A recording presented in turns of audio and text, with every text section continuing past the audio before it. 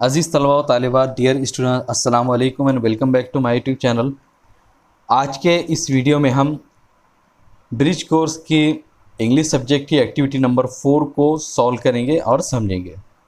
तो पहले हम देखते हैं कि इसके लर्निंग आउटकम्स और कॉम्पिटेंसी स्टेटमेंट्स क्या है, यानी इस एक्टिविटी से हम क्या समझेंगे और क्या सीखेंगे। तो इसके लर्निंग आउटकम्स है: note the difficult unfamiliar bits while listening as to ask question letter.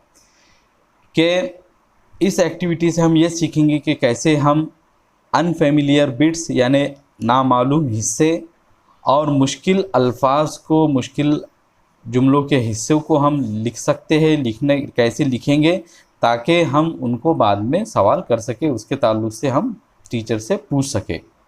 ये बहुत ही इम्पॉर्टेंट स्किल है। ये आपको आगे जब भी आप ज़बान सीखेंगे तो उसमें आपको बहुत ही मदद इससे मिलेंगी। तो ये इम्पॉर्टेंट एक्टिविटी है, अहम एक्टिविटी है, इसको आप गौर से देखिए और समझिए। Instruction for teachers and parents and facilitators. Teacher, parents और फैसिलिटेटर्स के लिए इंस्ट्रक्शन यानी उनको क्या काम करना है इसमें। तो फर्स्ट है, teacher will read out given sentences one by one with proper pronunciation. कि टीचर जितने दिए गए सेंटेंसेस है, दिए गए जुमले हैं, तो उनको प्रॉपर सही तलफ़ुज़ के साथ में एक एक करके पढ़ेगा। सेकंड है, teacher will ask difficult and unfamiliar bits words from the sentences. कि टीचर जो अनफेमिलियर बिट्स है यानी नामालूम हिस्से हैं या मुश्किल अल्फाज हैं, मुश्किल जो हिस्से हैं, तो उनके बारे में सवाल पूछेगा। थर्ड है, teachers will accept every answer from the students with correct और रॉन्ग प्रोनाउंसिएशन। टीचर बच्चों के तरफ से आने वाली जितनी भी जवाबात है, चाहे वो दुरुस्त हो या गलत हो, चाहे उनका तलफ़ुज़ सही हो या गलत हो, उनको एक्सेप्ट करेंगे, उनको कबूल करेगा। फोर्थ है, radio, mobile, laptop, computer, tape recorder will be available. के टीचर का ये काम है कि अपने इस एक्टिविटी कराते वक्त अपने साथ में mobile, laptop, computer, tape recorder, इस तरह के कोई भी चीज़ साथ में मौजूद रखे। Teacher, parents, facilitator will listen to sentences to students. और टीचर या पेरेंट्स या फैसिलिटेटर जो भी इस एक्टिविटी को करवा रहा है, तो वो जुमलों को सुनकर तलबा को बताएगा या तलबा को जुमले सुनाएगा। फिफ्थ है, give the chance to students to read sentences. तलबा को टीचर इस बात का मौका देगा कि वो जुमलों को पढ़ सके। Instruction for students. स्टूडेंट्स के लिए यहाँ पे क्या इंस्ट्रक्शन है? तो फर्स्ट है, student listen carefully the difficult unfamiliar bits words and note them in their copies. के तलबा का ये काम होगा, स्टूडेंट का ये काम होगा कि वो जो अनफेमिलियर बिट्स है या वर्ड्स है यानी नामालूम हिस्से है या मुश्किल जुमलों के हिस्से है या वर्ड्स है या अल्फाज है, तो उनको वो अपने कॉपीज़ में नोट करेंगे। सेकंड है, student will ask question about difficult unfamiliar bits meaning and pronunciation.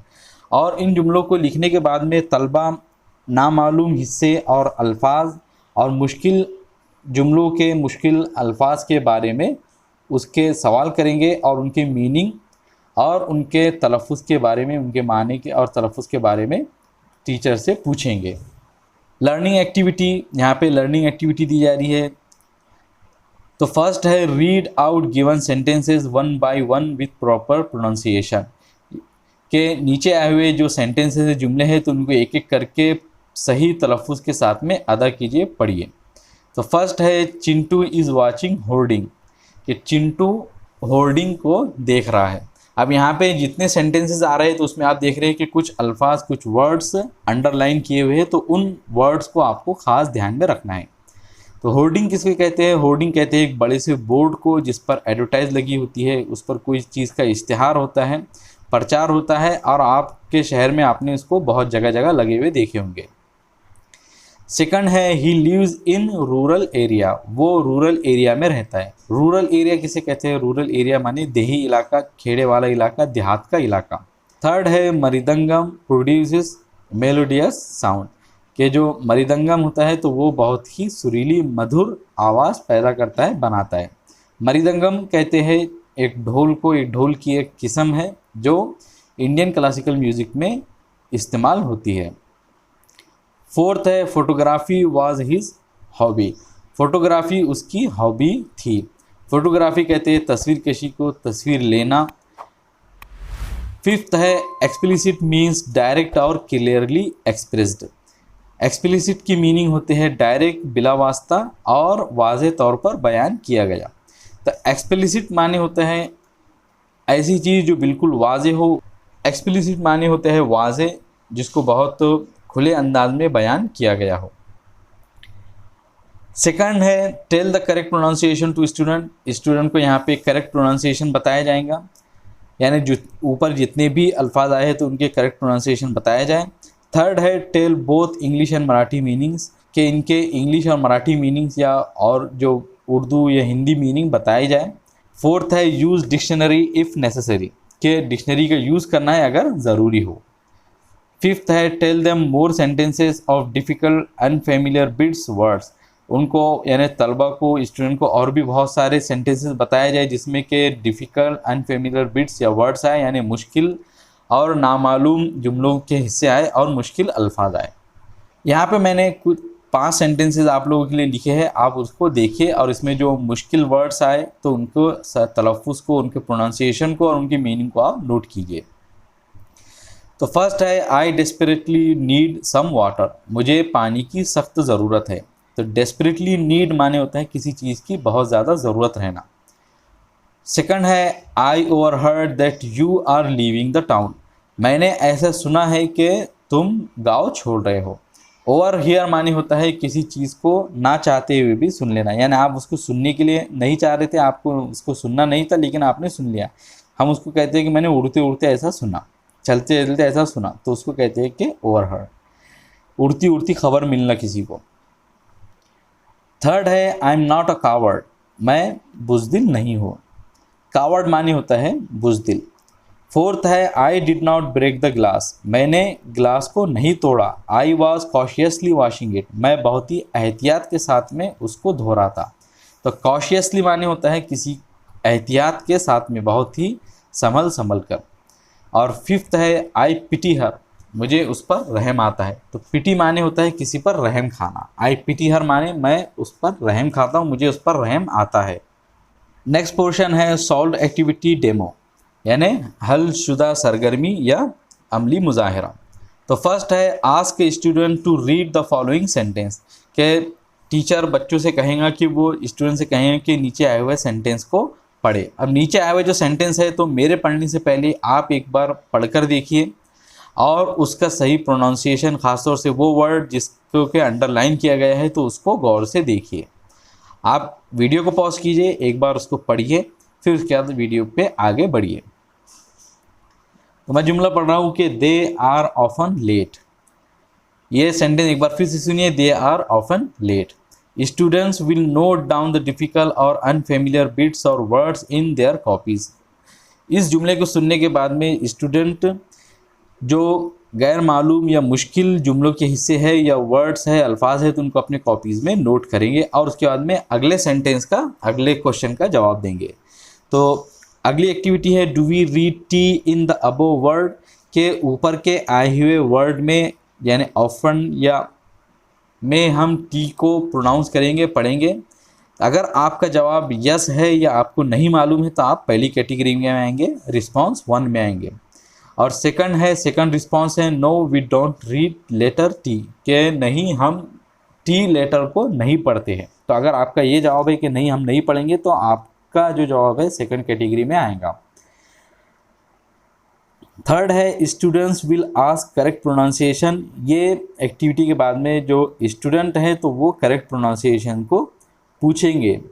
The correct pronunciation reading of unfamiliar bits word often is often, यानी इसका जो सही प्रोनाउंसिएशन है वो है ऑफन, यानी OFTEN जो वर्ड है तो उसका सही प्रोनाउंसिएशन ऑफन है। फोर्थ है लेट या LATE जो वर्ड है तो उसका करेक्ट प्रोनाउंसिएशन इज़ लेट। अगर आप इसको लाटे या लेटे कुछ भी अगर पढ़ रहे हैं तो वो गलत प्रोनाउंसिएशन है, करेक्ट प्रोनाउंसिएशन लेट है।